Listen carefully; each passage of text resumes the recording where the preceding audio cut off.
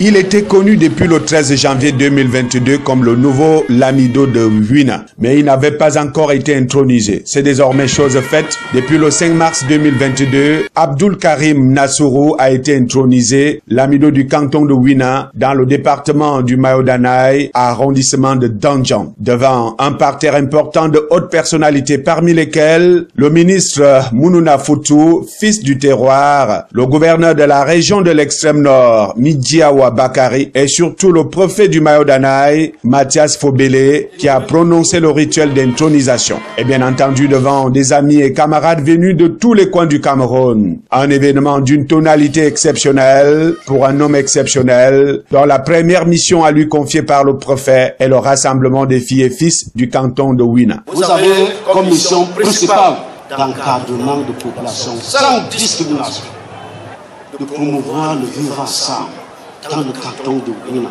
Vous devrez finalement rendre compte à la hiérarchie, juridiquement. L'administration, c'est pour rendre compte. Et c'est sur cette note que je déclare introniser Sa Majesté Abdul Karim Nassourou dans ses fonctions de chef traditionnel, représentant le canton. Autre mission confiée au jeune monarque, c'est celle de la collaboration avec tous les fils et filles du canton de Ouina pour le développement de la contrée. Pour tout dire, l'intronisation d'Abdul Karim Nassourou charrie de nombreuses attentes auprès des populations. Vous savez que c'est un peu la limite entre l'ancienne génération et la nouvelle. Aujourd'hui, c'est la nouvelle génération. Que cette génération s'inscrit dans la dynamique, que cette génération impulse le développement de Ouina. Donc la grande attente, c'est celle-là. Et aussi, nous avons des petits clivages entre nous, que notre nouveau chef soit le liant, soit ce liant-là qui va réconcilier tous les groupes culturels de Ouina et mettre la paix entre les divers grands clans de Ouina. Nous avons eu la chance d'avoir un chef qui a un carnet bien fourni et avec l'appui de l'ensemble de l'élite, nous pensons que nous pouvons transformer l'arrondissement de Ouina à un endroit où il fait bon vivre. Pour certains fils du département du Mayo-Danaï, la jeunesse du nouveau monarque est un puissant atout pour le canton qui devrait en tout point de vue en tirer profit. Nous avons la chance, par la grâce de Dieu, nous avons eu la chance d'avoir un Lamido. Un chef très jeune et qui a des bonnes idées, qui rentre dans la logique du développement.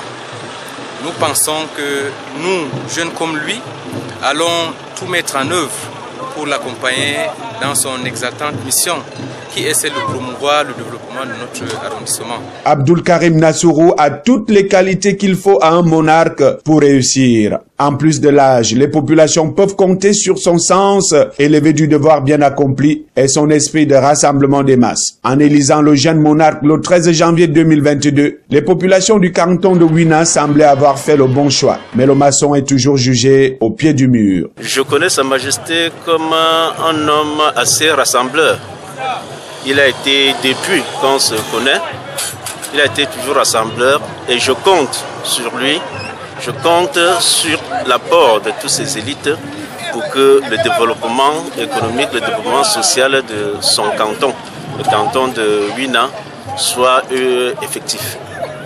Monsieur Sa Majesté Abdul Karim Nassourou, je le connais assez et je crois qu'il sera à la hauteur de la tâche. Garant des valeurs traditionnelles, c'est donc une nouvelle ère qui s'ouvre pour les populations de ce canton, du département du Mayo-Danaï, surtout que l'homme a le profil de l'emploi. Raison de plus pour souhaiter bonne chance à ce haut cadre de l'administration camerounaise dans ses nouvelles fonctions de gardien des traditions.